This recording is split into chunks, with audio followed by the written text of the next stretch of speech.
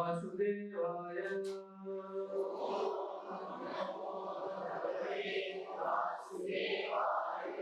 ओम नमो भगवते वासुदेवाय।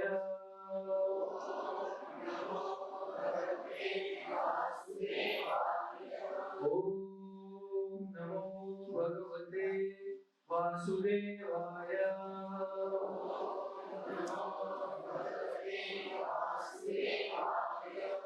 ओम ज्ञानतिमिरान्धस्य ज्ञानाञ्जनशलाकया तस्मै श्रीगुरुवे नमः। श्रीचैतन्यमनोभीष्टं स्थापितं येन भूतले स्वयं रूपकथामयं ददामि स्वपदान्तिकं। वन्देऽहं श्रीगुरो श्रीयुतापदकमलं श्रीगुरु वैष्णवांश्च श्रीरूपं सागरजातं शरणगोनाथामृतं तं सजीवं साद्वैतं सावधूतं परिजनसहितं कृष्णचैतन्यदेवं श्रीराधा कृष्णपादान् सगनललिता श्रीविशाखान्वितान्। हे कृष्णा करुणा सिन्धु दीनबन्धो जगत्पते गोपेश गोपिकान्त राधाकान्त नमोस्तुते। तप्तकाञ्चन गौराङ्गी राधे वृन्दावनेश्वरी विश्वानुसुते देवी प्रणमामि हरिप्रिये। वाञ्छाकल्पतरुभ्यश्च कृपा सिन्धुभ्यैव च पतितानां पावनेभ्यो वैष्णवेभ्यो नमो नमः। जय श्री कृष्ण चैतन्य प्रभु नित्यानंद श्री अद्वैत गदाधर श्रीवासादि गौरभक्तवृन्द। हरे कृष्णा कृष्णा कृष्णा हरे हरे हरे राम राम राम हरे हरे। हरे कृष्णा कृष्णा कृष्णा हरे हरे हरे राम राम राम हरे हरे। हरे कृष्णा कृष्णा कृष्णा हरे हरे हरे राम राम राम हरे हरे। हरे कृष्ण। सभी भक्तों का बहुत बहुत स्वागत है साप्ताहिक कार्यक्रम में। तो आज का जो श्लोक है भागवतम का वो है पहला स्कंद तीसरा अध्याय और 38वां श्लोक। सभी मेरे पीछे जमाने को कहते कीजिए। सवेद धातु पद्मं परस्य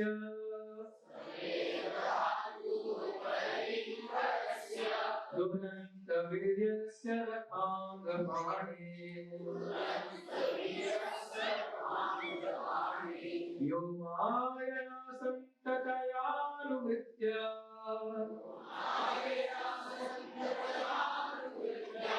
भजेत तत्पादसरोजगन्धम्।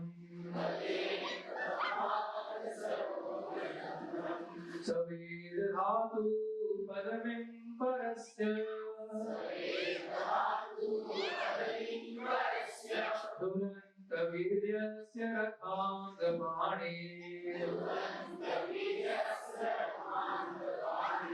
यो मायया सन्ततयानुवृत्य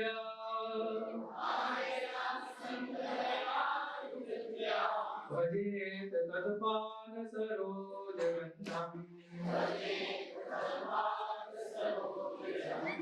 सवेद धातु पद्मं परस्य दुरन्त वीर्यस्य रथाङ्गपाणे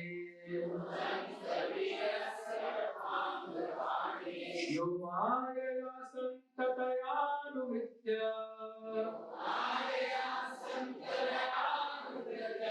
भजेत तत्पादसरोजगन्धम्।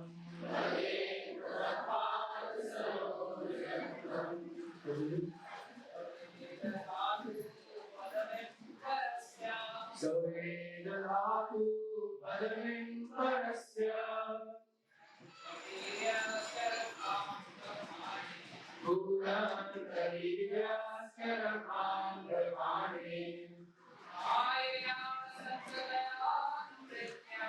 यो माया संततयानुविद्या परे धर्माद सरोजनन्दम् सवेदनातु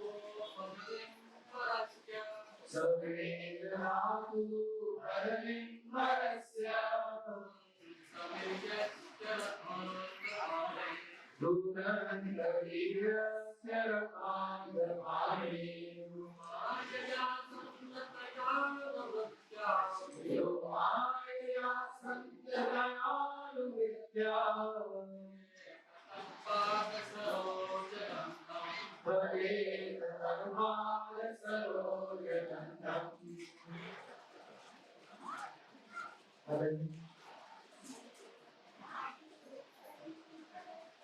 सवेदनातु परमिं परस्य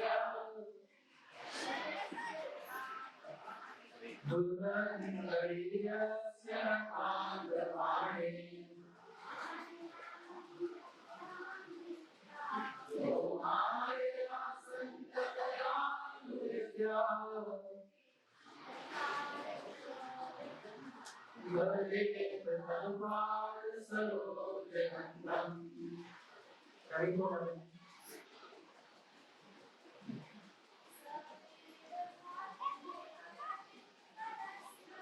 सवेदनातु परमिं परस्य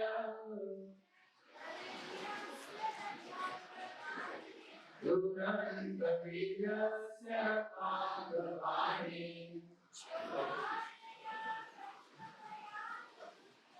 यो माया संततयानुविद्या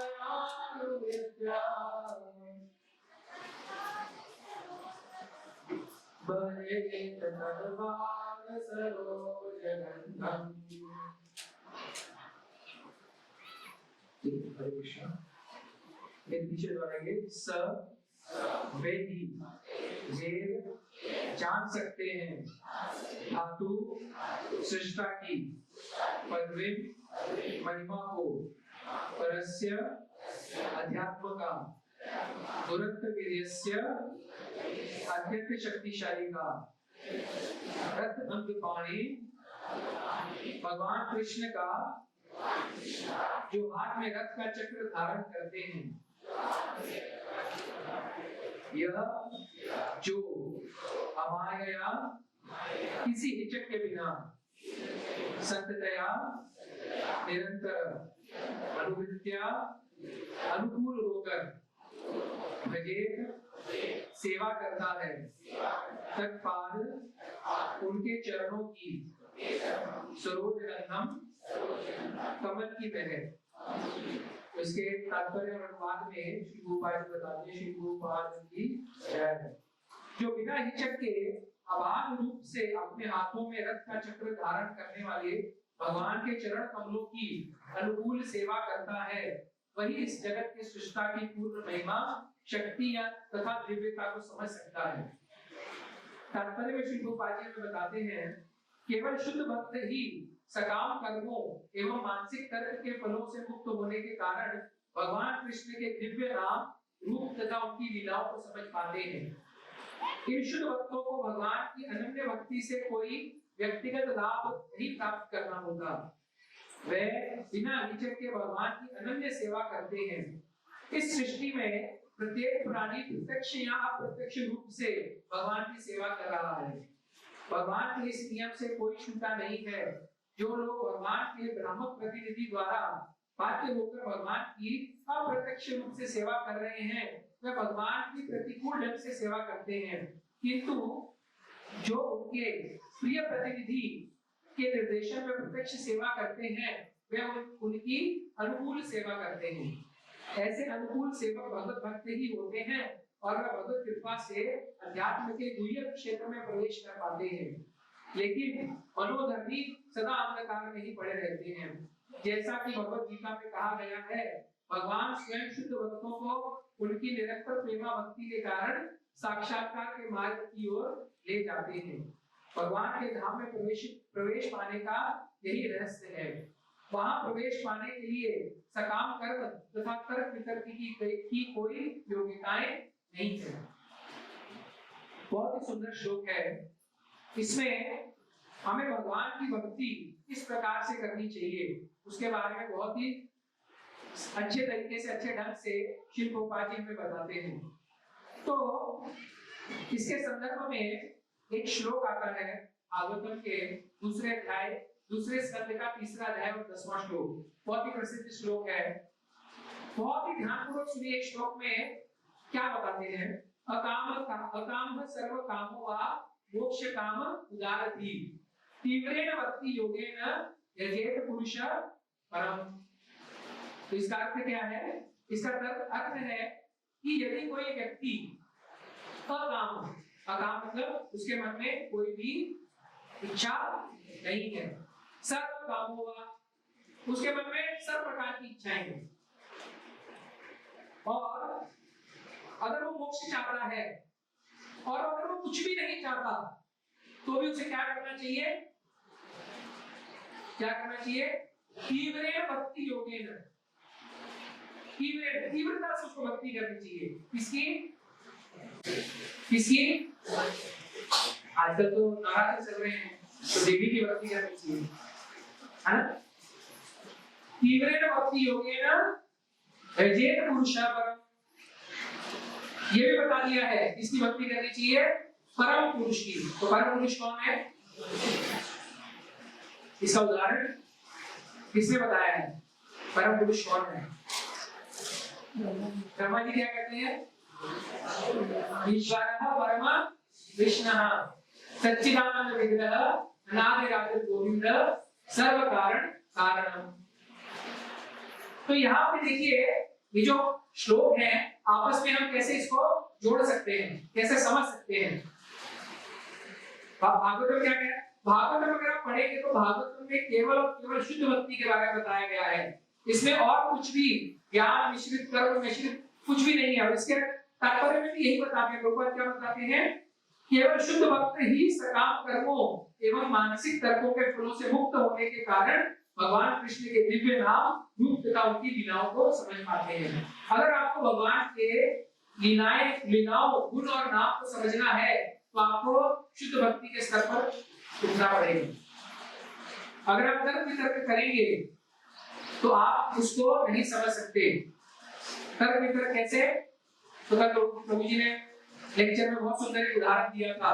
एक ब्राह्मण और एक इसका भक्ति शास्त्री स्टूडेंट है, काफी जन तो नहीं है, तो एक ब्राह्मण का और एक इसका उदाहरण दिया था मोची का। तो क्या बताया था कि नारद मुनि एक बार आ रहे होते हैं, आते हैं तो अचानक से एक ब्राह्मण मिलता है। तो ब्राह्मण मिलता है, बोलते हैं नारद मुनि जी आप 5 रोटी बहुत ही आदर सत्कार करता है। उनको पूछता है आप कहाँ से आ रहे हैं? तो बोले मैं वैकुंठ से आ रहा हूँ, भगवान के धाम से आ रहा हूँ। तो भगवान के धाम में आप क्या देखा, क्या कर रहे थे? भगवान सब ठीक है, कुशल मंगल है? बोले हाँ सब कुशल मंगल है। भगवान क्या कर रहे थे? तो भगवान क्या कर रहे थे? तो भगवान सुई होती है ना, सुई का जो चित्र होता है उसमें से हाथी को निकाल रहे थे। तो ब्राह्मण कहता है, ब्राह्मण है, ब्राह्मण मतलब क्या? बुद्धिमान। ब्राह्मण तो बुद्धिमान है, तो क्या कहता है ऐसे कभी हो सकता है? ऐसे हो ही नहीं सकता कि सुई के चित्र में से हाथी जो है वो निकल जाए। हाथी जो है उसमें से निकल जाए। तो नारद जी कहते हैं हाँ ठीक है, इससे ज्यादा तर्क करके कोई अर्थ नहीं है, क्योंकि ब्राह्मण है, बुद्धि लगा रहा है। आगे जाकर उन्हें मोची मिलता है। मोची में भगवत भक्त होता है, भगवान की महिमा को जानता है। तो वो भी यही सवाल पूछता है, यही प्रश्न पूछता है नारद जी से। नारद जी भगवान सब कुशल मंगल है, क्या कर रहे थे? तो फिर से नारद मुनि उनको ये उत्तर देते हैं। तो वो जो मोची है वो क्या कहता है? अरे भगवान की लीला अपरंपार है, वो कुछ भी कर सकते हैं। तो मोची ने क्या किया? तर्क वितर्क नहीं किया। क्यों? भगवान कुछ भी कर सकते हैं ना। भगवान अगर छोटी आयु में गोवर्धन पर्वत को उठा सकते हैं तो भगवान कुछ भी कर सकते हैं। तो इसलिए भगवान के अगर गुण, लीलाएं और कर्मों को जानना है तो आप उसमें तर्क और बुद्धि नहीं लगा सकते। अब यहाँ पे तो ये कह दिया, और अगर आप भक्ति रसामृत सिंधु पढ़ेंगे तो उसमें क्या बताते हैं, उसमें क्या बताते हैं भक्ति रसामृत सिंधु में? इसमें तो क्या बताया है कि अकामो सर्व कामो वा मोक्ष काम उदारति। यदि किसी के मन में कुछ भी प्राप्त करने की इच्छा नहीं है, अब कुछ भी प्राप्त करना नहीं चाहता, क्या है वो शांत रस में, कुछ उसको कोई इच्छा नहीं है, पर जो मिल गया उसको पसंद है, लेकिन फिर भी उसे भक्ति तो करनी पड़ेगी। भक्ति किसकी करनी है? पुरुष परम पुरुष की भक्ति करनी है। और अगर उसके मन में बहुत सारी इच्छाएं हैं, आप भागवत में पढ़ेंगे तो आपको इतने उदाहरण मिलेंगे कि जिसमें हम देखते हैं जैसे ध्रुव महाराज, उनके मन में भी क्या इच्छा थी? राज्य प्राप्त करने की इच्छा है ना, अपने पिता से बड़ा साम्राज्य प्राप्त करना चाहते थे। तो उन्होंने क्या किया? भक्ति किसकी की? कृष्ण की भक्ति की। तो यदि आपके मन में आप संसार में सुख भी प्राप्त करना चाहते हैं, ऐसे हम जैसे सत्संग में आते हैं तो हम बहुत बार बताते हैं, हमें बार-बार सत्संग में सुनते हैं कि नहीं विरक्ति अच्छा है, लेकिन अगर कभी किसी परिस्थितिवश, मायावश आपके मन में इच्छा होती भी है तो भी आपको किसके पास जाना चाहिए? केवल और केवल कृष्ण के पास जाना चाहिए। कोई उसमें, क्योंकि भगवान भी क्या कहते हैं भगवत गीता में, कितने प्रकार के पुरुष मुझे मेरी भक्ति में आते हैं? 4 प्रकार के पुरुष आते हैं, 4 प्रकार के जीव आते हैं मेरी भक्ति में। कौन? अर्थार्थी, जिज्ञासु, अज्ञानी। और उसके तात्पर्य में प्रभुपाद वहां पे बताए हैं कि अगर कोई अर्थार्थी या आत्म भावना के अनुसार भी अगर भगवान की भक्ति करता है, बहुत तरह से वो त्रस्त है, दुखी है, और या उसको कुछ भौतिक भोग की भौतिक कुछ इच्छा है, अगर वो भी भगवान की शरण में आता है तो वो कोई साधारण जीव नहीं है। साधारण जीव क्यों नहीं है? क्योंकि भक्ति करते करते क्या हो जाएगा? वो शुद्ध हो जाएगा, शुद्ध हो जाएगा, उससे अपनी स्थिति समझ में आ जाएगी। लेकिन कम से कम भगवान के पास आया तो सही। इसीलिए आप अगर देखेंगे हमारे वेदों में भी ऐसे बहुत सारे कर्म कांड बताए गए हैं जिन कर्म कांड के द्वारा हम क्या कर सकते हैं? भौतिक लाभ प्राप्त कर सकते हैं। लेकिन उसके द्वारा भी हमारा उच्चतर जो ध्येय है वो क्या होना चाहिए? उच्चतर हमारा संकल्प क्या होना चाहिए कि हमें भगवान की भक्ति ही, शुद्ध भक्ति ही प्राप्त करनी है। इसमें भी एक बताया है, क्या बताते हैं कि सृष्टि में प्रत्येक प्राणी प्रत्यक्ष या अप्रत्यक्ष रूप से भगवान की सेवा कर रहा है। आप यह समझे या नहीं समझे, लेकिन आप प्रत्यक्ष या अप्रत्यक्ष रूप से भगवान की सेवा ही कर रहे हैं। भगवान भगवद गीता में देवी देवताओं की आराधना करने का जो संदर्भ है उसमें भी भगवान यही बताए हैं। भगवान बताते हैं कि अगर आप किसी देवी देवता की आराधना भी कर रहे हो और उसमें अगर आपको यश प्राप्त हो रहा है तो भी भगवान की ही कृपा है। आपने 16 सोमवार या 16 बुधवार या शुक्रवार के व्रत रखे हैं, आप हर बुधवार को गणेश जी के मंदिर जाते हैं, गणेश जी को घर पे लाते हैं, या आप नवरात्र भी कर रहे हैं, और नवरात्र करने के पीछे अगर आपका कोई ना कोई ध्येय या प्रयोजन है और वो प्रयोजन करने के बाद भी आपको सफलता प्राप्त हो रही है तो ये किसकी वजह से है? केवल और केवल भगवान कृष्ण की वजह से है। क्योंकि वो देवी देवता भी अगर आपको कोई वरदान देगा तो बिना कृष्ण की सहमति के बिना, कृष्ण जब तक साक्षात हस्ताक्षर नहीं करेंगे तब तक आपको वो कुछ भी जो आपने मांगा है वो आपको पूर्णता से नहीं मिलेगा, प्राप्त नहीं होगा। तो प्रत्यक्ष या अप्रत्यक्ष रूप से आप कृष्ण की सेवा ही कर रहे हैं। लेकिन इसका उदाहरण प्रभुपाद जी अपने लेक्चर में बार-बार क्या बताते हैं, तात्पर्य में क्या बताते हैं, किस प्रकार है, किस प्रकार है, किसको सींचने के बराबर है, किसको जल देने के बराबर है, पत्तों को जल देने के बराबर है। आप क्या कर रहे हैं? पत्तों को जल दे रहे हैं। लेकिन जो बुद्धिमान होगा वो कहां पे जल देगा? जड़ में जल देगा। तो यही फर्क है। देखिए बहुत बार ऐसा भक्त कुछ होते हैं, काउंसलिंग होते हैं या कुछ मार्गदर्शक होते हैं, मार्गदर्शक काम करना चाहते हैं, तो वो बहुत बार ऐसा प्रश्न पूछते हैं, उनको ज्ञान होता है, लेकिन जब आप उस ज्ञान को अप्लाई करते हैं तो क्या बन जाता है, विज्ञान बन जाता है। आपको ज्ञान है, भगवत गीता पढ़ लिए, भागवत पढ़ लिए, लेकिन उसको वास्तविक रूप से उसको प्रयोग में कैसे लाना है, तो वो क्या है, विज्ञान है। तो यही पे यहाँ पे प्रभुपाद यही बताते हैं, हम प्रत्यक्ष या अप्रत्यक्ष रूप से क्या कर रहे हैं, कृष्ण की ही सेवा कर रहे हैं, लेकिन फिर हम डायरेक्ट कृष्ण की सेवा क्यों नहीं करते।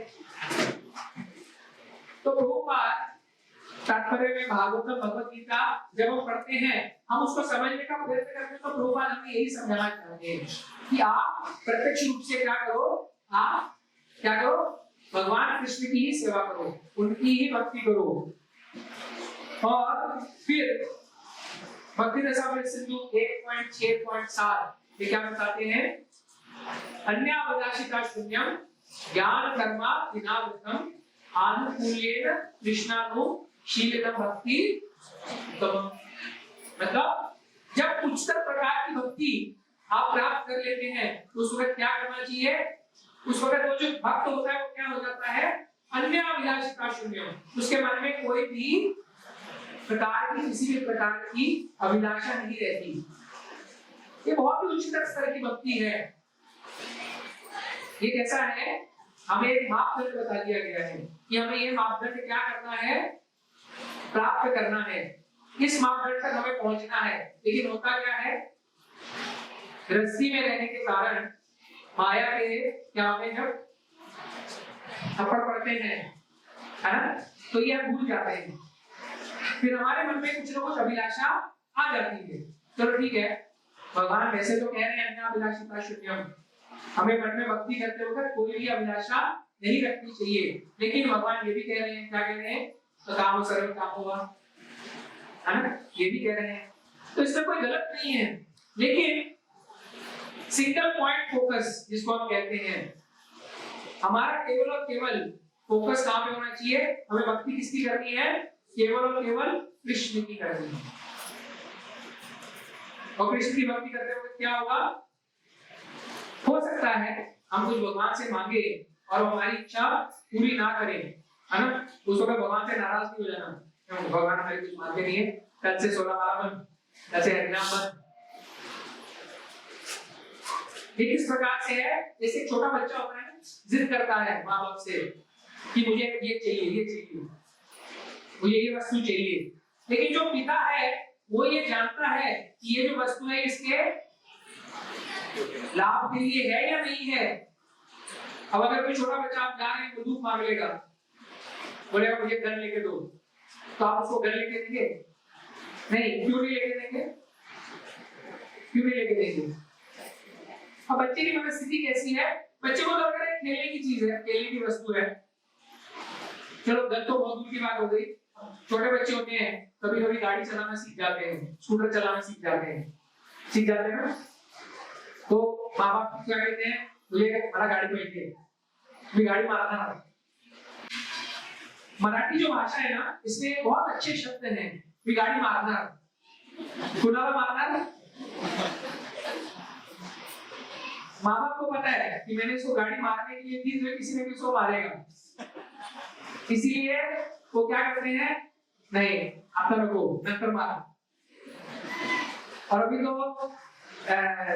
लॉ भी इतना स्ट्रिक्ट हो गया है, न्याय इतना स्ट्रिक्ट हो गया है कि अगर 18 साल के छोटा कोई बच्चा है और अगर उसने गाड़ी चलाकर किसी को मार दिया, तो उसके सीधा पिता और माता जो उसको पकड़ के ले जाएंगे, पिता को तो सबसे पहले पकड़ के ले जाएंगे। ये सुप्रीम कोर्ट का वर्डिक्ट है। ये आप वहां जाके ये नहीं कह सकते कि मेरा छोटा बच्चा हट कर रहा था, नहीं, तुमने क्यों दी उसको गाड़ी, तो इसलिए क्या है, भी गाड़ी मारना।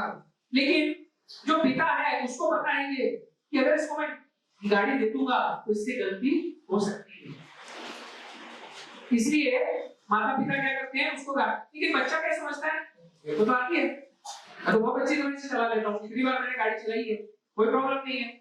लेकिन उसकी स्थिति जो पिता को पता है, इसीलिए हम जो भगवान से मांग रहे हैं वो हमारे लिए योग्य है या नहीं है, इसकी स्थिति किसको पता है, भगवान को पता है। हम नहीं जान सकते उस स्थिति।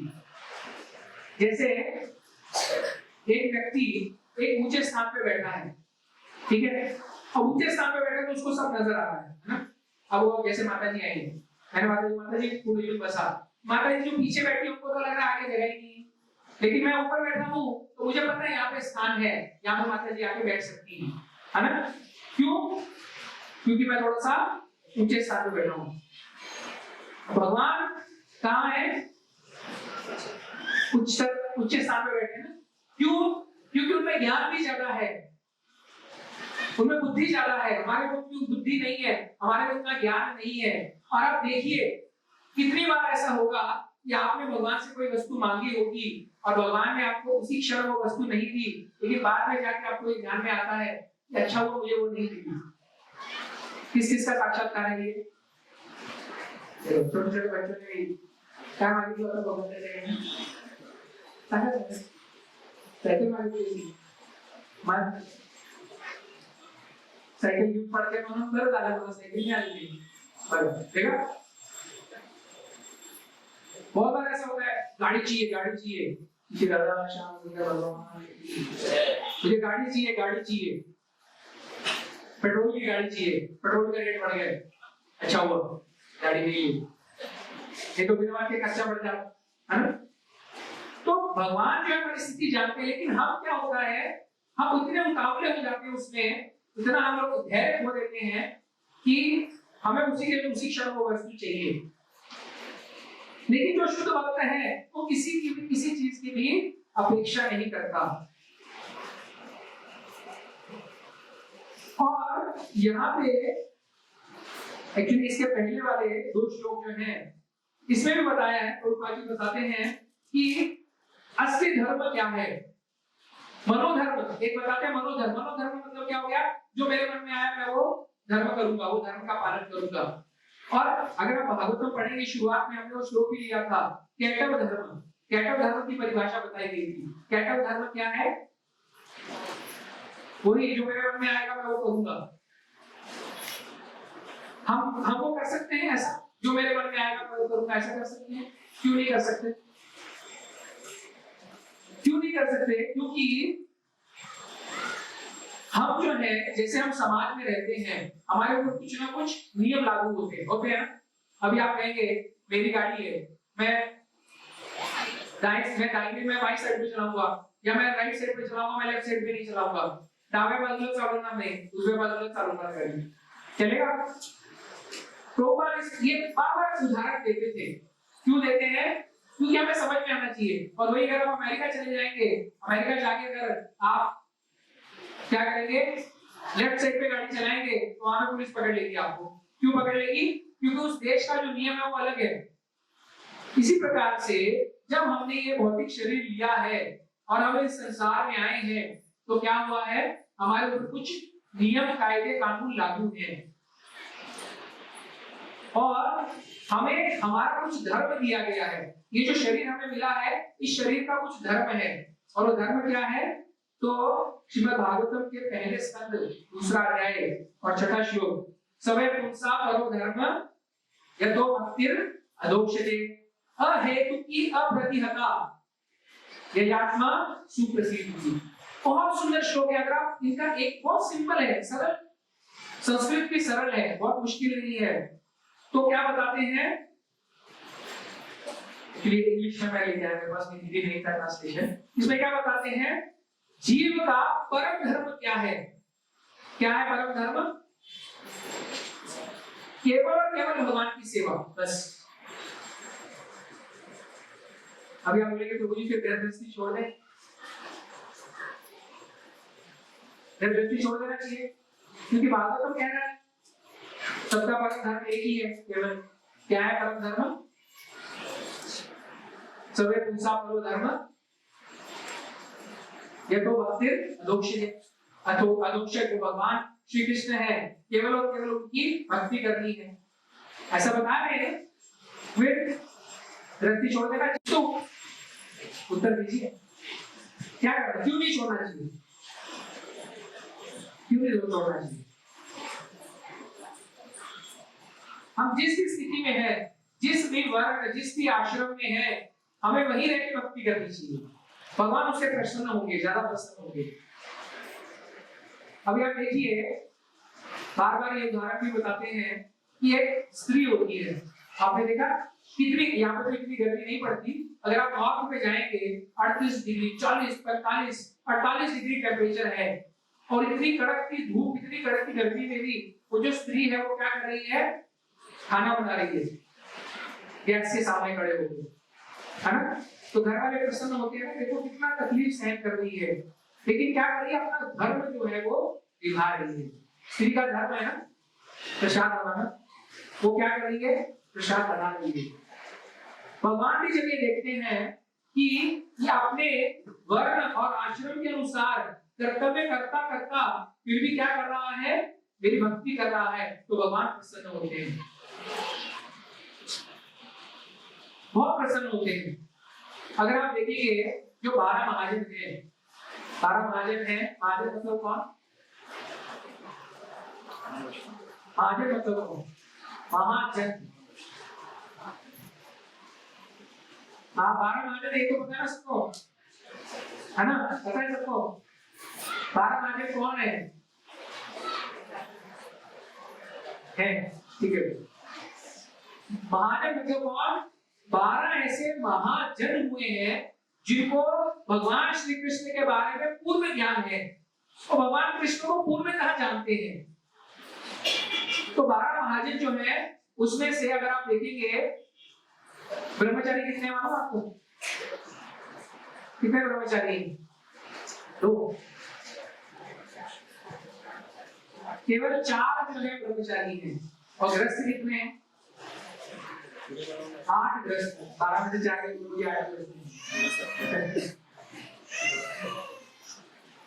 जो है गृहस्थ। अब आप सोचिए रेशो किसका ज्यादा है, गृहस्थ आश्रम में रह के भी भक्ति किया जा सकता है।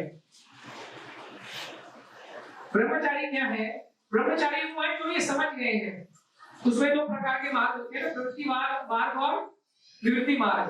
वो समझ गए हैं कि भाई ये दुनिया क्या है, वो विरक्त है, इसलिए उन्होंने वो मार्ग अपनाया है। लेकिन गृहस्थी में रहकर भी आप क्या कर सकते हैं, तो पंचम पुरुषार्थ प्राप्त कर सकते हैं, मुश्किल नहीं है। उसके लिए क्या करना होगा, क्या करना होगा,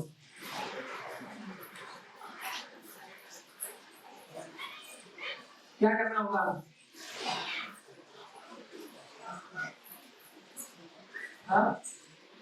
भगवंताची भक्ती तर करायला पाहिजे, अभ्यास।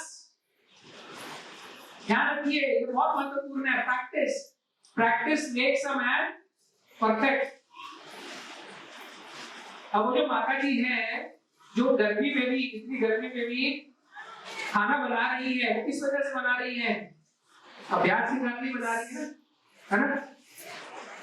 अभी जैसे हम करतार में जाते हैं 1 2 3 1 2 3 1 2 3, फिर कितने चलता था हमारी भी अपने 1 2 3 1 2 3 1 2 3 1 2 3 करती रहती है। किस वजह से है, वो अभ्यास की वजह से।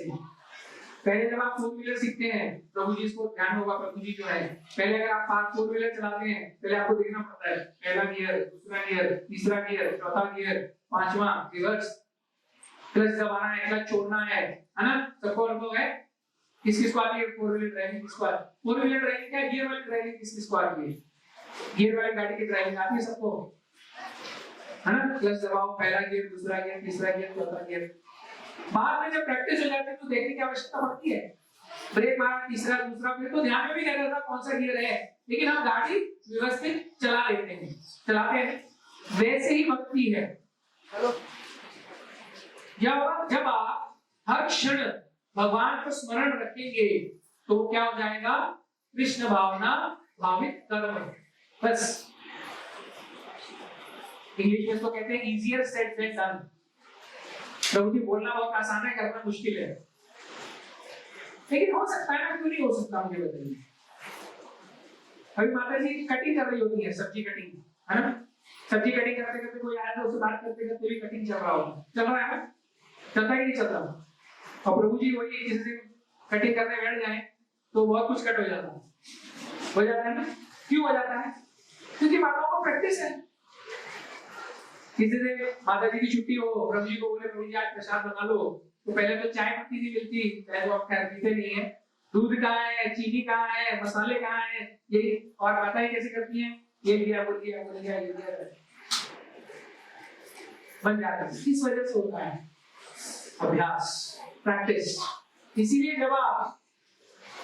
हमारे आचार्य कहते हैं जब आप जीवन भर प्रैक्टिस करेंगे तो अंत समय में क्या होगा? परीक्षा की घड़ी जब आएगी तो उस वक्त मुख से क्या निकलेगा? हरे कृष्णा कृष्णा कृष्णा हरे हरे, हरे राम राम राम हरे। और यह प्रैक्टिस करके देख लीजिए, क्या प्रैक्टिस करिए। आप जो भी कार्य कर रहे हैं, बिजनेस कर रहे हैं, कुछ भी कर रहे हैं, काम कर रहे हैं, अगर वो काम करते हुए, कार्य करते हुए भी अगर आपको कोई तकलीफ आती है, आप भगवान का स्मरण करिए। देखिए भगवान उसमें से रास्ता आपको जरूर दिखाएंगे। क्यों दिखाएंगे? क्योंकि आप भगवान के शरणागत हैं। जैसे आपने वहां पे अपना बुद्धि लगाने का कोशिश किया, प्रयत्न किया, तो केवल क्या है? अच्छा, यहाँ पे जो दूसरा है देखिए, अहेतु की अप्रतिहता। अहेतु की मतलब भक्ति करते वक्त हमारे मन में कोई हेतु नहीं होना चाहिए। वैसे तो बताया है अकामो सर्व कामो वा, लेकिन वो कब तक है? जब तक आप शुरुआत है। इसीलिए ऐसा एक प्रश्न भी आता है कि वेदों में बहुत सारी अलंकार में श्लोक दिए गए हैं जिसमें आप क्या कर सकते हैं? भक्ति में आने के लिए आपको अट्रैक्ट किया जाता है। जैसे एक बहुत ही प्रसिद्ध श्री राधा कृपा कटाक्ष स्तोत्र है, आप सब जानते होंगे।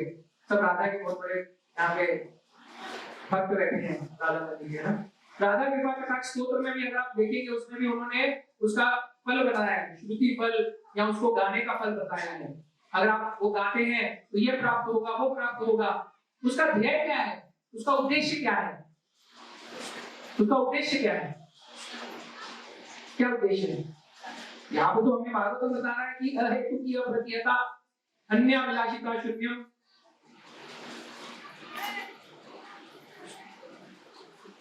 उसका उद्देश्य क्या है?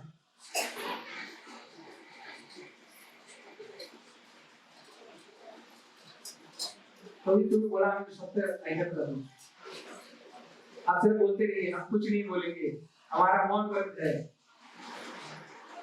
बताइए,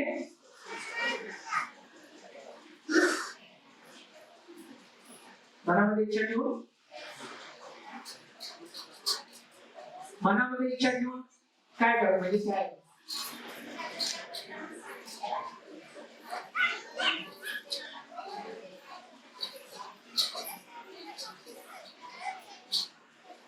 आप सिर्फ उसको जो उत्तर है उसको ऐसे छू के वापस आ रही हैं, पूर्ण उत्तर नहीं है। ये सब क्यों बताया जाता है कि कम से कम वो स्त्रोत पढ़ने से, वो कुछ भगवान की स्तुति करने से कम से कम भगवान का नाम तो लेंगे, भक्ति में तो आएंगे।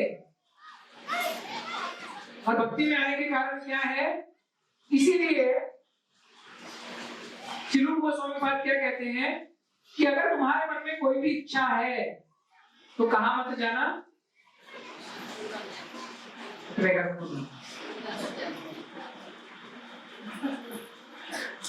कहां मत जाना? कुछ तो बोलो, कुछ तो बोलो। वंशीवट मत जाना, पहले तो बोलते हैं मत, वृंदावन ही मत जाना, वंशीवट मत जाना, फिर यमुना के तट पे मत जाना। और वहां पे चले गए तो वहां पे एक काला लड़का खड़ा होगा, तो काले लड़का खड़ा होगा, बांसुरी बजा रहा होगा, उसकी आंखों में मत देखना। तो उसकी आंखों में अगर देख लिया आपने तो फिर क्या है? फिर क्या है? इस्कॉन मध्ये जायचं नाही, इस्कॉन मध्ये गेली की सगळं सोडावं लागते, वो परिस्थिति आ जाएगी।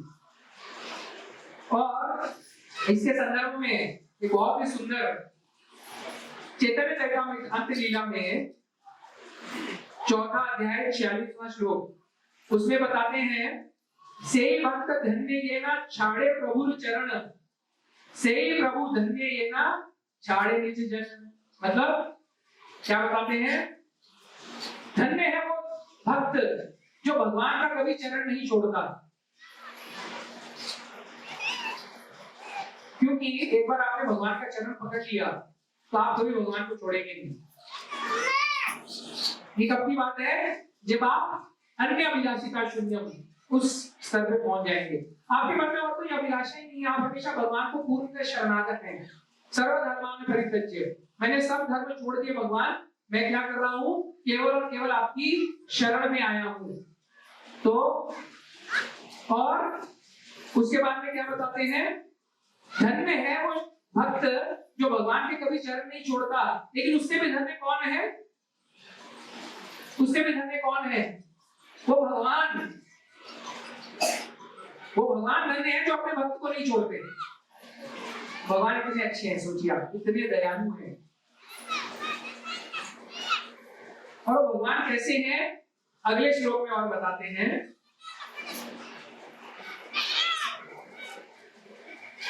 दुर्दैव सेवक यादि यन्य अन्य स्थाने से ठाकुर धन्य तारे चूल्हे धरी धने।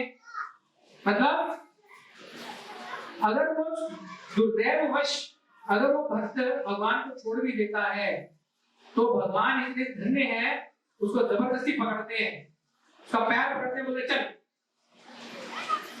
क्या कहते हैं? पहले तो ये बता तू आया क्यों था, तूने पहले मेरा नाम लेना शुरू क्यों किया। उसकी टांग पकड़ लेते हैं भगवान, बोले मैं तो जाने नहीं दूंगा, नहीं जाने दूंगा मैं तेरे को। अब जैसे आप क्या कर रहे हो, 10 किलोमीटर की दौड़ लगा रहे हो, ठीक है, 10 किलोमीटर की दौड़ लगा रहे हो और आपका ट्रेनर जो आपके साथ है वो आपको बोल रहा है भागो, yes you can do it, आप कर सकते हो। और 9 किलोमीटर 8 किलोमीटर होने के बाद में क्या होता है? आप थक जाते हो, आपके शरीर की पूरी जो एनर्जी है, पूरी ताकत खत्म हो जाती है और आप बोलते हो अब मैं आगे नहीं जाऊंगा। तो ट्रेनर क्या करता है? आपका पैर पकड़ता है, खींचता है, बोलता है चल रेस खत्म कर। भगवान इतने विशेष हैं, सोचिए आप। भगवान कहते तू एक बार आ गया, अब मैं तुझे कृष्ण प्रेम प्राप्त करवा के ही छोड़ूंगा, तुझे लक्ष्य तक मैं लेके जाऊंगा ही जाऊंगा। किंतु परंतु 3, 4, 5 किलोमीटर तो आपको भरना ही पड़ेगा। आप 1 किलोमीटर भी आगे बोलेगा ठीक है भैया, मैं और दूसरा कोई व्यक्ति देखता हूं। तो भक्ति की विशेषता है। क्या विशेषता है? आपने अगर अल्प मात्रा में भी थोड़ी सी भक्ति भी की है तो भक्ति जो है आपको परम लक्ष्य तक लेकर जाएगी, वो आपको परम लक्ष्य तक लेके जाएगी, ये पक्का है। और भगवद गीता में तो भगवान कह भी है क्या, जब अर्जुन पूछता है कि जो असफल योगी है उसका क्या हश्र होता है, तो भगवान क्या कहते हैं? जो भक्ति योग करते करते थोड़ा सा भी भक्ति योग में आगे बढ़ा है उसको क्या करते हैं? अगले जन्म में किसी जहां से उसने खत्म किया था वहीं से उसको आगे शुरुआत करने का अवसर दिया जाता है। और अगर वो योगी और अच्छी तरह से भक्ति योग कर चुका है लेकिन फिर भी वो अपने लक्ष्य को प्राप्त नहीं कर पाया तो उसे अगले जन्म में ऐसे घर में जन्म देने का अवसर दिया जाता है जहां से वो अनुकूल स्थिति में आगे भक्ति पूर्ण कर सके। तो भगवान इतने विशेष है देखिए। और क्या है, हम केवल भक्ति ही नहीं करना चाहते। अभी आप सोचिए, हम जीवन भर एक अमीर आदमी बनने का, सुख से रहने का प्रयत्न करते रहते हैं ना। सफलता मिल पाती है? सबसे सुखी कौन है यहाँ पे? है क्या कोई? सबसे सुखी कोई है यहाँ? कोई भी नहीं है। अब प्रभु जी कह रहे हैं, कोई प्रभु जी देखिए उम्र के किस पड़ाव पे हैं, लेकिन फिर भी वो क्या कह रहे हैं? कोई सुखी नहीं है। तो उनसे हमें ज्ञान प्राप्त होता है, देखिए किस पड़ाव पे है वो। लेकिन वो भी कह रहे हैं कि अभी तक मैं भी सुख प्राप्त नहीं कर पाया हूँ। लेकिन भक्ति इतनी विशेष है कि अगर आपने इस जन्म में 10 लाख 10 करोड़ 10,000 करोड़ कमा लिए, अगले जन्म में क्या है? बिना कपड़ों के ही पैदा होना पड़ेगा, है ना? ऐसा तो नहीं कि एक सुंदर से यहाँ से कपड़े लेके गए, सोने का हार चेन डाला हुआ है वहां पे, वो चेन लेके ही पैदा होंगे, नहीं। है ना। लेकिन भक्ति इतनी विशेष है कि आपने अगर 10% भक्ति भी कर ली तो अगले जन्म में 10% क्या 1% भी कर ली तो आपकी अगले जन्म में आपकी भक्ति 2% से शुरू होगी। और भगवान ये कह रहे हैं, मैं नहीं कह रहा, मेरे पर विश्वास मत करिए, भगवान ने ऐसा बताया है भगवत गीता में। कितना विशेष अवसर है हमारे लिए। और इसीलिए भगवान क्या कहते हैं बार बार अपने शास्त्र और आचार्य क्या कहते हैं कि यदि मनुष्य जन्म पाया राधा कृष्ण नाम जिया जानिया शून्य विषय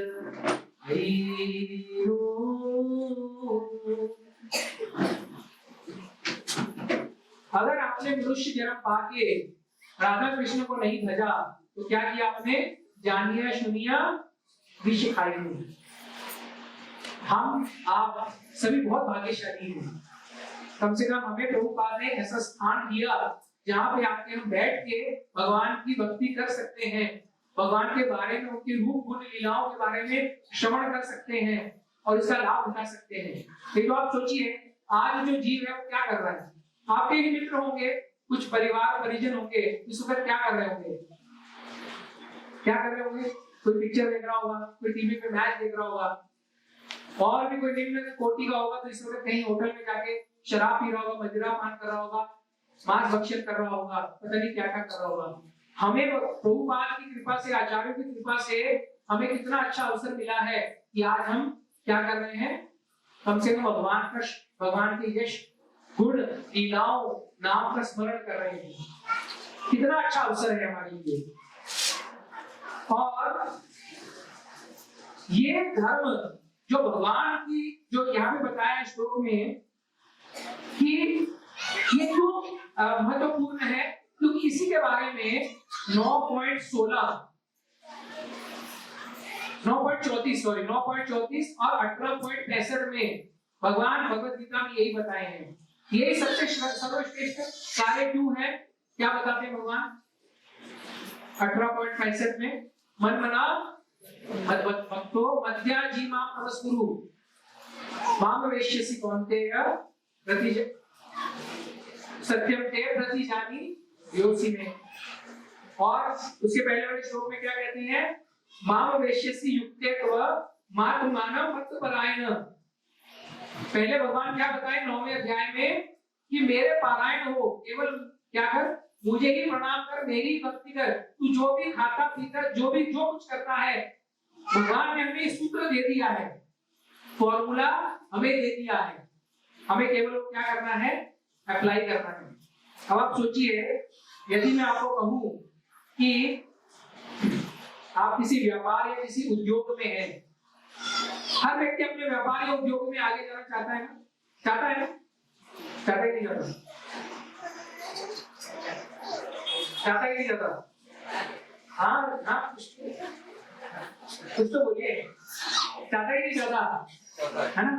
तो फिर अगर आपको कोई सूत्र बता दे उसका, जिसको कहते हैं बिजनेस सूत्र, क्या, अब जैसे कोई बिजनेस कर रहा है उसको बता दिया जाए, जैसे कोई कपड़े का व्यापार कर रहा है उसको कोई बता दिया जाए कि मैं तेरे को बता दूंगा कब सूत का भाव बढ़ने वाला है या कब कपड़े का भाव बढ़ने वाला है, तो व्यक्ति क्या करेगा,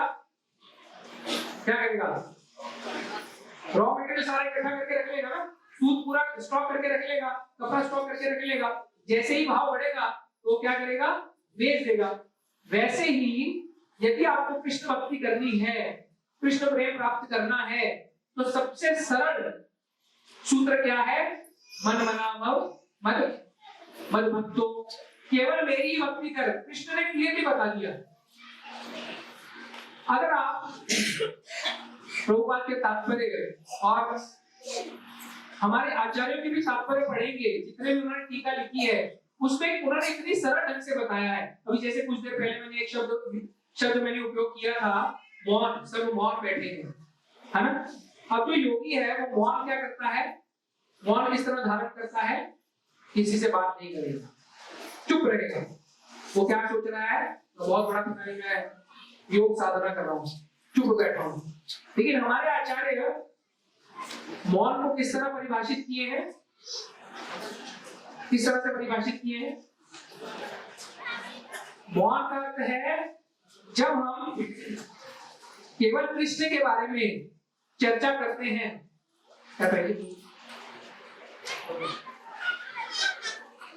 जब हम केवल कृष्ण के बारे में चर्चा करते हैं तो उसको कहा गया है मौन।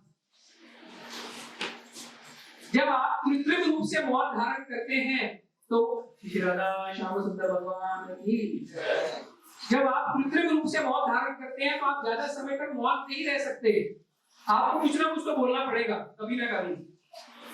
अभी आप चुपचाप बैठे हैं, कुत्ता आ गया काट लिया, क्या करोगे? कुछ तो चिल्लाओगे, कुछ तो बोलोगे, अरे इसको हटा, इसको हटा, कुछ तो बोलोगे, नहीं तो कुछ तो बोलोगे। तो मौन कहाँ रहा? और उसके विपरीत जब आप केवल कृष्ण की चर्चा कर रहे हैं तो वो क्या है? सर्वश्रेष्ठ मौन है, क्योंकि आप केवल कृष्ण के बारे में बोल रहे हैं, आप प्रज्वलित नहीं कर रहे हैं। हमारे आचार्य हर एक कार्य को, हर एक कर्म को, हर एक हमारे शरीर जो हमारा कार्य कर रहा है उसको क्या करते हैं? कृष्ण की ओर संबंध करने की कोशिश करते हैं। भगवद गीता पढ़ रहा था मैं, संन्यास के बारे में भी कितना अच्छा बताया गया। संन्यास का अर्थ क्या होता है आपको पता है?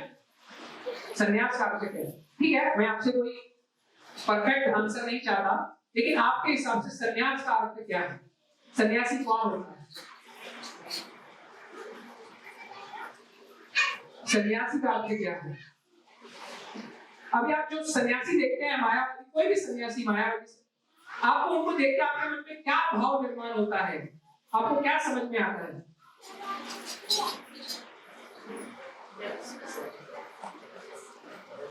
एक करो। हाँ, भौतिक गोष्टीपासून विरक्त आहे, अगदी बरोबर। सन्यासी को देख के हमें क्या आता है? ये विरक्त है ना? सही है। लेकिन भगवंताच्या सेवेसाठी जीवन समर्पित केलेलं, हे पण चांगलं उत्तर आहे, छान उत्तर आहे। पण ह्याच्यापेक्षा वरचं उत्तर आपले आचार्य काय देतात? सन्यासी वो है जो सब वस्तुओं का त्याग नहीं करता। वो क्या करता है? क्या करता है वो? कृष्ण की सेवा में। इसीलिए प्रभुपाद भी बार-बार अपने लेक्चर्स में, अपने तात्पर्य में लिखते थे कि कृष्ण भावना भावित ग्रस्त जो है, जो कृष्ण भावना भावित ग्रस्त है, दूसरा नहीं मैं बोल रहा हूँ, जो पूर्णतः कृष्ण भावना भावित ग्रस्त है वो भी सन्यासी है। और प्रभुपाद ऐसा बताते थे कि मेरी संस्था में जितने भी ग्रस्त हैं वो सब सन्यासी हैं। आप समझ रहे हैं इसका? थोड़ा सा बुद्धि लगाइए, सोचिए, हमें क्या करना है? वो वस्तु है, हम क्या सोचते हैं? यही पे हमारे दिमाग में सबसे बड़ी भ्रांति है। हम उस वस्तु को देखते हैं, उसको भोग करना चाहते हैं। क्यों भोग करना चाहते हैं? क्योंकि हम क्या समझते हैं? हम उस क्या है? उसके स्वामी हैं। और जब हमारे मन में ये भाव आ जाता है कि ये वस्तु मेरी नहीं है, किसकी है? कृष्ण की है, और मुझे क्या करना है? इसको कृष्ण की सेवा में लगाना है, तो आप उस वस्तु से विरक्त हो जाते हैं। समझ गए? उस वस्तु को अपना नहीं समझना, कृष्ण का समझना, ये क्या है? ज्ञान है। और जब आप उसको कृष्ण की सेवा में ही लगा देते हैं तो वो क्या बन जाता है?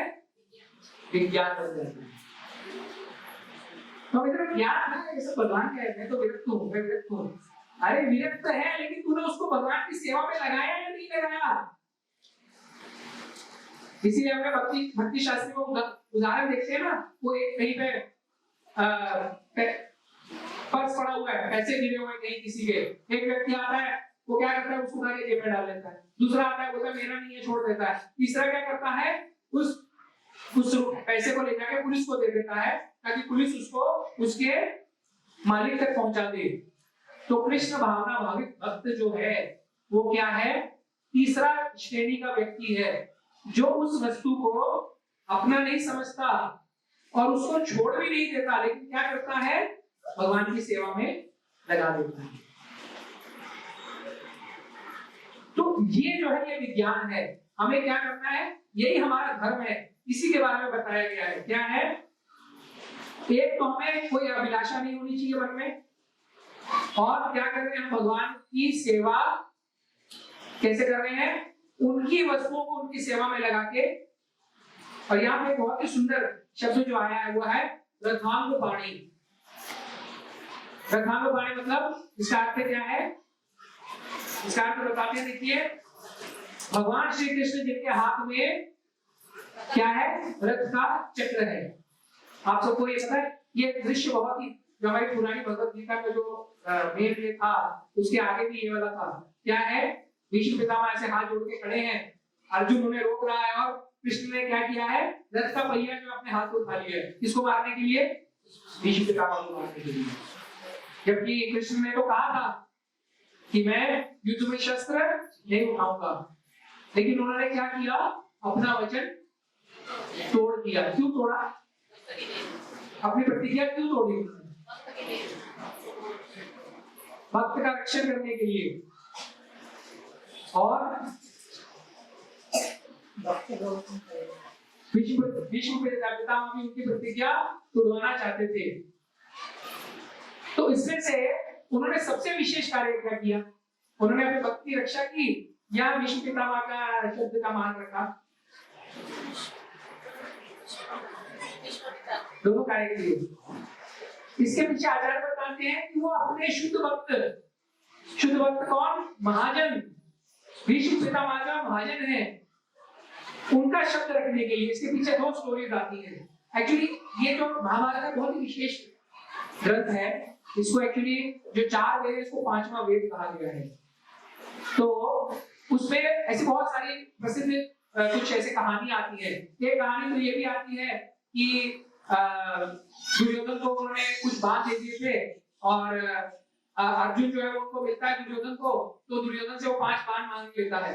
तो भीष्म पितामह बोलते हैं मैंने तुझे वो अर्जुन को मारने के लिए दिए थे, पांडवों को मारने के लिए, तूने वो बाण मुझको वापस क्यों कर दिए। तो उनको गुस्सा आ जाता है, बोले अब मैं कल छोड़ूंगा नहीं, 5 पांडवों को खत्म कर दूंगा। और दूसरी आता है कि जब उनको बहुत क्रोध आता है, दुर्योधन उनको जाके बार-बार क्या करता है, प्रताड़ित करता है, क्या कर रहे हो आप, हमारी आधी सेना जो है, आधी से ज्यादा सेना जो है वो खत्म कर दी है, और आप कुछ भी नहीं कर रहे हो, आप मारो उनको जाके।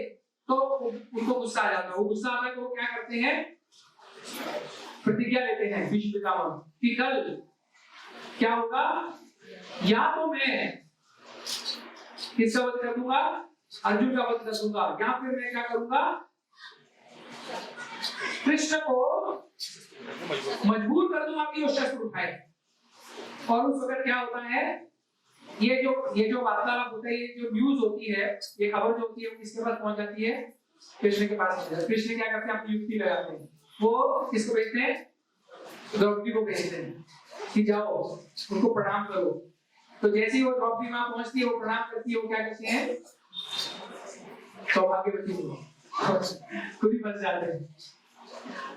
तो बहुत ही विशेष है, क्या मतलब महाभारत जो है, एक्चुअली रामायण जो है बहुत प्रसिद्ध है और सबको उसकी स्टोरी बहुत हद तक पता है, लेकिन महाभारत में इसमें इतने विशेष प्रसंग आते हैं कि जल्दी से वो प्रसंग किसी को पता नहीं है। बहुत ही सुंदर ग्रंथ है। हम जब स्कूल में होते थे तो एक साल आपको हिंदी में रामायण था और अगले साल जो था महाभारत था, तो हमें उसके ऊपर प्रश्न उत्तर पूछे जाते थे। तो पहले साल जब रामायण था तो टीवी पे रामायण शुरू हो गया था, तो हमारे मम्मी जो मेरे घर के जो सदस्य, रामायण सबको पता है। अगले साल जब महाभारत शुरू हुआ तो हमारे घर के सब सदस्य पूछते थे अब आगे क्या हुआ, हमने महाभारत पढ़ी हुई थी तो हम इसके आगे ये होगा, तो सबको पता था कि यार, क्योंकि वो स्कूल में था, हमें पढ़ाया जाता था महाभारत, एनसीईआरटी सीबीएसई में था। आप सोचिए, मतलब आप सोचिए 35 साल में भारत की दुर्दशा क्या हो गई है कि आज हम, उस समय सीबीएसई करिकुलम में महाभारत और रामायण पढ़ाया जाता था, आज की स्थिति क्या हो गई है।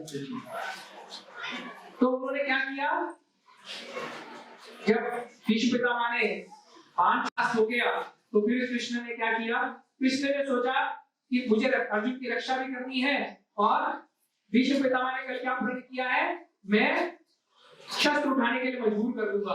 तो उन्होंने उस वक्त क्या किया, रथ का जो पहिया था वो उठा लिया। एक्चुअली देखा जाए तो रथ का पहिया कोई शस्त्र नहीं है, लेकिन भगवान के हाथ में कुछ भी आ जाए तो भगवान को क्या है कि वो घास के टिपके से भी किसी का गला काट सकते हैं, अपने नाखूनों से भी हिरण्यकशिपु का जो सीना था, छाती जो थी, फौलाद, उसके ऊपर होते हैं इंद्र के वज्र जो भी थे वो भी कुछ कार्य नहीं करते थे, ठीक है। उन्होंने भी उसको ऐसे ऐसे काट दिया, ऐसे वर्णन आता है कि जैसे कोई मक्खन में से छुरी निकल जाती है, ऐसे आराम से उन्होंने उसका वध कर दिया हिरण्यकशिपु ने। तो इतना विशेष, तो उन्होंने क्या किया, तो क्या कहते हैं, मैं उसका स्मरण करता हूं, ऐसे वो बताते हैं। उनका ध्यान करना चाहिए। क्यों ध्यान करना चाहिए? भगवान की उसी लीला का, उसी विशेष रूप का ध्यान क्यों करना चाहिए? है तो भगवान बांसुरी भी बजा रहे हैं, उसका भी ध्यान कर सकते हैं, तो ऐसा ध्यान नहीं करना चाहिए। इसके पीछे उद्देश्य क्या है? रथांग वाणी। देखिए आप भगवद गीता में पढ़ेंगे ना, उसमें भी कृष्ण जो है अर्जुन को अलग अलग नामों से पुकारते हैं, गुड़ाकेश, पार्थ, ऐसे कौन्तेय। हमें लगता है कौन्तेय मतलब कुंती का पुत्र है, लेकिन उसके वो नाम पुकारने के पीछे भी भगवान का उद्देश्य है। जब वो कौन्तेय कहते हैं तो कहते हैं तू कुंती का पुत्र है, तू ऐसा क्यों कर रहा है? उसी प्रकार से अर्जुन भी जो है वो भगवान को अलग अलग नामों से पुकारता है। ऋषिकेश बुलाता है, ऋषिकेश भी बुलाता है, इंद्रियों के स्वामी है, वो कहता है मेरी इंद्रियां जो है वो शिथिल हो रही है, तो भगवान मेरी इंद्रियां शिथिल हो रही है, मेरे हाथ से धनुष छूटा जा रहा है, मैं ये युद्ध नहीं करूंगा, और वो अपना शत्रु जो रख देता है।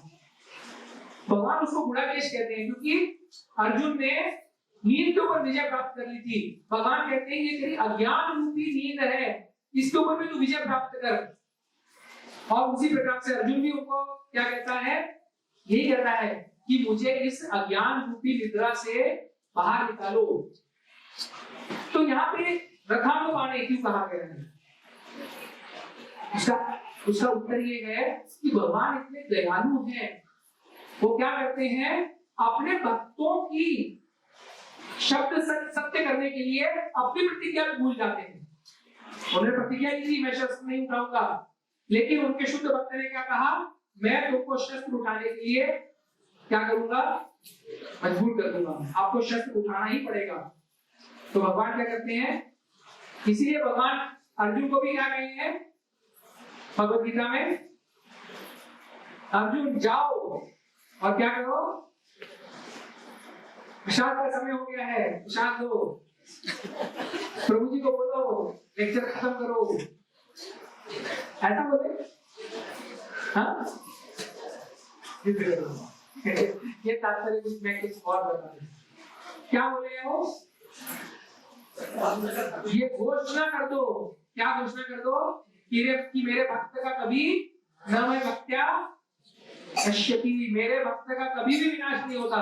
क्यों? भगवान बोले अगर मैं बोलूंगा कि मेरे भक्त का विनाश नहीं होता, बोलेंगे आपने बोला था, बाद में अभी आपने पहिया उठा दिया रखा, आपकी क्या है, आपके वाक्यों पर हमें विश्वास नहीं है, इसलिए वो क्या कहते हैं, अर्जुन तुम जाओ और तुम ये घोषणा करो कि मेरे भक्त का कभी भी विनाश नहीं होता। क्यों? क्योंकि अगर तुम ये घोषणा करोगे तो तुम मेरे शुद्ध भक्त हो, तुम्हारा शब्द रखने के लिए मुझे क्या करना पड़ेगा, इसका पालन करना पड़ेगा, मुझे मेरे भक्त की रक्षा करनी पड़ेगी। ये कितने सुंदर सुंदर प्रसंग है, इसके ऊपर चर्चा करना चाहे तो जितना हो समय उतना कम है। ठीक है, हम यहीं पे रुकेंगे, आज समय बहुत ज्यादा हो गया, क्षमा कीजिए। तो यहीं पे रुकेंगे, किसी का कोई प्रश्न टिप्पणी हो तो आप पूछ सकते हैं।